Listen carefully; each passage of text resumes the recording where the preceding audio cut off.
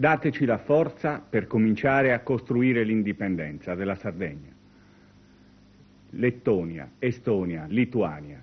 I paesi si liberano da un grande impero, i popoli conquistano la libertà. In Corsica vincono le elezioni le liste indipendentiste, in Scozia il 50% degli elettori dicono sì all'indipendenza. L'Irlanda, la Catalogna, le Euskadi, tutti i popoli d'Europa, le minoranze nazionali si battono per l'indipendenza. Siamo milioni e milioni.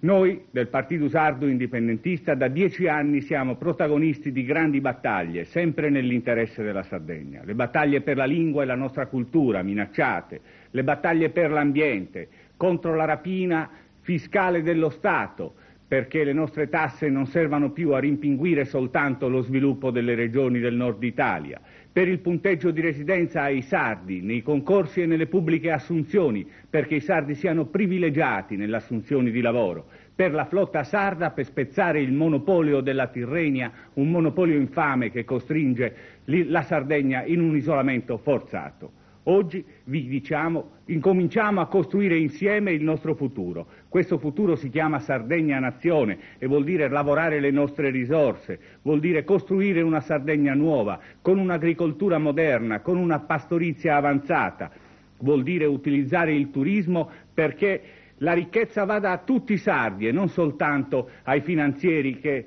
esportano il nostro denaro nelle loro cassaforti d'oltremare a Roma o a Milano.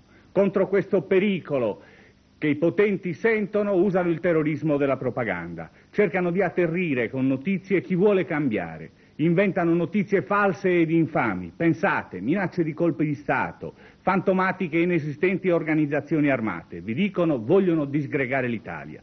Le stesse cose diceva la propaganda fascista nel ventennio. In realtà l'Italia l'hanno disgregata loro, quando hanno fatto regioni ricche e regioni povere, quando hanno rapinato le risorse della Sardegna per costruire il loro sviluppo.